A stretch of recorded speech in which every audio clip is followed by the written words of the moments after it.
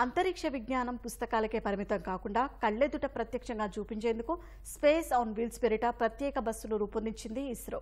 ఈ బస్సులో రాకెట్ పనితీరు, అంతరిక్షంలోకి రాకెట్తో పాటు పంపే పేలోడ్లు, రోదశలోకి మానవుడిని తీసుకెళ్లే స్పేస్ షటిల్ వాహనం తదితర విషయాలపై విద్యార్థులకు అవగాహన కల్పించనున్నారు.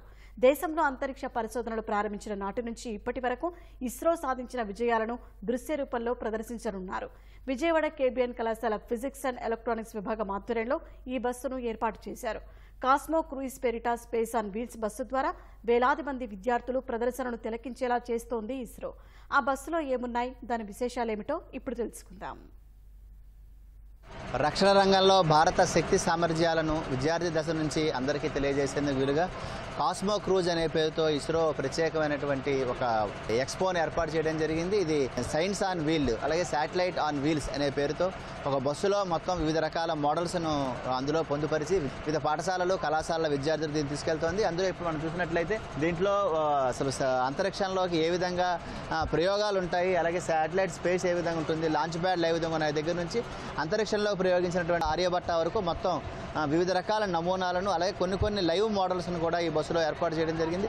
ప్రస్తుతం ఈ బస్సు చూస్తే ఈ బస్సులో వివిధ రకాల మోడల్స్ ఏ మోడల్స్ ఉన్నాయి, వాటి ద్వారా ఏ విధమైనటువంటి విజ్ఞానాన్ని విద్యార్థికి అందించబోతున్నారు అనే విషయాన్ని మనం కొంత ఇక్కడ ఉన్న అధ్యాపకుల ద్వారా తెలుసుకుందాం. మీరు ఇది Aryabhata, this is the first space mission, space centre ద్వారా వచ్చిన ఫస్ట్ స్పేస్ మిషన్. ఇక్కడ మీరు చూసినట్లయితే ఇది ఒరిజినల్గా ఆర్యభట్ట ఎలా ఆర్యభట్ట అనే మిషన్ ఎలా ఉంటుందో దాని యొక్క నమూనా అండి. ఇక్కడ బస్ లోపలికి ఇలా వచ్చేస్తే ఇక్కడ చూస్తారు బేసిక్ రాకెట్ మోడల్స్ అండి. బేసిక్ రాకెట్ మోడల్ వచ్చేసి ఇది ఎస్ఎల్వి అండి. దాని తర్వాత వాళ్ళు డెవలప్ చేసింది ఏఎస్ఎల్వి కానీ, పిఎస్ఎల్వి కానీ, GSLV and then GSLV MK3 అండి. ఇది అడ్వాన్స్డ్ రాకెట్ మోడల్. ఇవన్నీ కూడా మనం ఏవైతే స్పేస్ సెంటర్లో రియల్గా వాడతామో రాకెట్స్ వాటి యొక్క నమూనాలండి.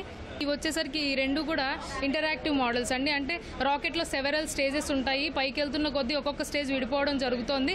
సో ఇంటరాక్టివ్ మోడల్స్లో మనం ఏం చూడొచ్చు అంటే rocket each and every step ఎలా పనిచేస్తుంది అనేది చూడొచ్చు అండి. ఇక్కడ మనం ఆన్ చేసినట్లయితే ఇది వర్క్ అవుతుంది.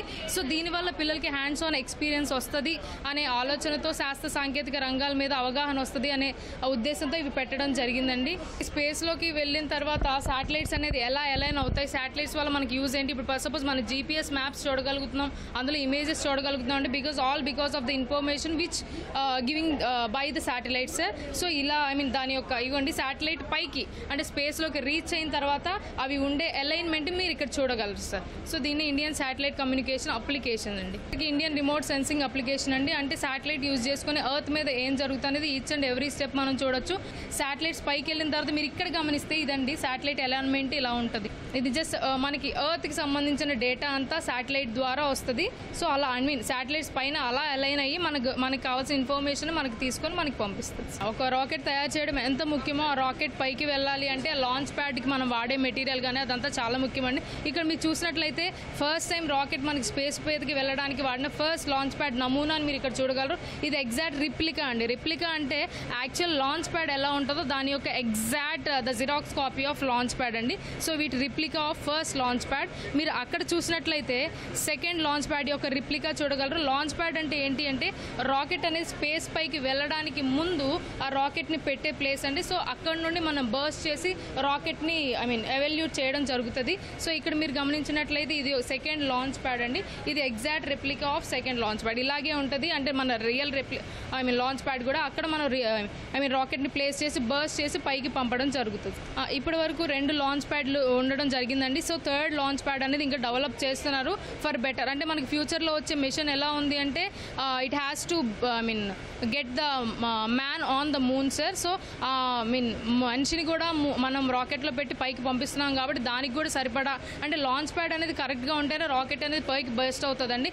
లేదు పైకి వెళ్ళకుండా ఇక్కడే బర్స్ట్ అయితే అందులో ఉన్న హ్యూమన్ ఎవరైతే ఉన్నారో వాళ్ళు కూడా లైఫ్ కూడా కొంచెం డేంజర్ ఉంటుంది. సో ఆ ఉద్దేశంతో ఆ నేపథ్యంతో థర్డ్ లాంచ్ ప్యాడ్ అనేది వాళ్ళు ఇంకా తయారు చేస్తున్నారు for under construction sir. So ఇది వచ్చేసరికి మంగళయాన్ అనేది. ఆ మంగళయాన్ స్పేస్ రీచ్ అయిన తర్వాత ఆర్బిటరీ మోషన్ ఎలా ఉంటుంది అనేది ఎగ్జాక్ట్ రిప్లిగా మీరు ఇక్కడ చూడగలరు.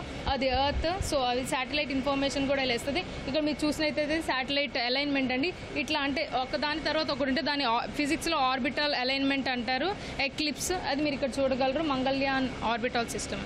అక్కడ అక్కడికి వచ్చేసరికి చంద్రయాన్-1 అండి. చంద్రయాన్-1 ఆల్రెడీ సక్సెస్ మిషన్ అనుకున్నాము. ఆక్సిజన్ని అవి కనుక్కున్నది.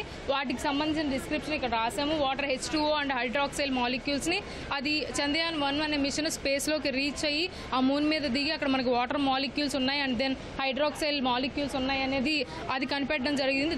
That is the success story of Chandrayaan one అండి. ఇప్పటి వరకు మనం చెప్పుకోవాలి అంటే starting from Aryabhata ending to Chandrayaan three వరకు అందులో వాడిన శాటిలైట్కే కానీ అది ఇచ్చిన కమ్యూనికేషనే కానీ ఈచ్ అండ్ ఎవ్రీ ఇన్ఫర్మేషన్ ఈ బస్సులో మనకు ఉందని, అందుకే దీన్ని మనం స్పేస్ ఆన్ వీల్స్ అన్నాం. ఈ స్పేస్ ఆన్ వీల్స్కి ముఖ్య కారణం వచ్చేసరికి పిల్లల్లో ఈ శాస్త్ర సాంకేతిక రంగాల మీద చైతన్యం కల్పించి వాళ్ళు కూడా ఇస్రోలో ఏదో సైంటిస్ట్ అవ్వాలి అని వాళ్ళకంటూ ఒక చైతన్యం కలిగించడానికే మా ఉద్దేశం అండి. ప్రపంచంలో అభివృద్ధి చెందిన దేశాలతో సమానంగా అమెరికా కానీ, రష్యా కానీ, జపాన్ కానీ, చైనా కానీ వాళ్ళకి ఏమాత్రం తగ్గకుండా కూడా మనం ఈ శాస్త్ర సాంకేతిక రంగాల్లో శాటిలైట్ టెక్నాలజీలో చాలా అడ్వాన్స్డ్గా ఉన్నాం. వాళ్ళకి 10 రూపాయలు ఖర్చు అయితే మనకి ₹2 ఖర్చు చాలా తక్కువ ఖర్చుతో ఒక శాటిలైట్ పంపాలంటే మ్యాక్సిమం ఇప్పటివరకు సుమారుగా 500 కోట్లు ఖర్చు అవుతుంది అనేది మరి షార్ కేంద్రం వాళ్ళు చెప్పేటువంటి ఇన్ఫర్మేషను. అతి తక్కువ ఖర్చుతో ఎక్కువ రిజల్ట్ వచ్చేలాగా ప్రపంచంలో ఏ దేశానికి తక్కువ కాకుండా మనం శాటిలైట్లు పంపుతూ మరి ప్రపంచం అంతా కూడా మన వైపు చూసేటువంటి స్థాయిలో మన దేశానికి కావాల్సిన పరిజ్ఞానాన్ని అందించడమే కాకుండా ఇతర దేశాలకు సంబంధించినటువంటి వాళ్ళకు కూడా ఇన్ఫర్మేషన్ కావాలి అంటే మన శాటిలైట్ లాంచింగ్ ద్వారా మన ద్వారా వాళ్ళ ఇన్ఫర్మేషను తెప్పించుకోవటం జరుగుతూ ఉంది. కనుక ఆ మేరకు మన ఈ షార్ కేంద్రం అనేది చాలా బ్రహ్మాండంగా ఆంధ్ర రాష్ట్రంలో శ్రీహరికోటలో లాంచింగ్ జరుగుతూ ఉంది. ఎవరైతే విద్యార్థులకు శాస్త్ర సాంకేతిక రంగ విజ్ఞానం పట్ల మరింత అవగాహన పెంచాలని ఏ కళాశాలలు అలాగే విద్యా సంస్థల వాళ్ళు కోరుతారో వాళ్ళు ఇస్రోని సంప్రదిస్తే ఆ ఇస్రో వాళ్ళు నిర్దేశించినటువంటి తేదీల ప్రకారం ఆయా విద్యార్థుల చెంతకు ఈ బస్సును పంపించి దానికి శాటిలైట్ సంబంధించినటువంటి సమస్త వివరాలను వారికి తెలియజేసేలాగా ఇస్రో నుంచి ప్రత్యేకమైన నిపుణులను కూడా విద్యార్థుల చెంత తీసుకొచ్చి మరింత అవగాహన కలిగించే విధంగా ఇస్రో ప్రయత్నం చేస్తోంది. భవిష్యత్తులో శాస్త్రవేత్తలుగా ఎదిగి దేశానికి మరింత సేవలు అందిస్తారనేది ప్రధాన లక్ష్యంగా ఈ కార్యక్రమం చేపడుతున్నట్లు ఇస్రో యంత్రాంగం చెబుతోంది. విజయవాడ నుంచి కెమెరామెన్ సైదావలితో శ్రీనివాస్ మోహన్, ఈటీవీ న్యూస్.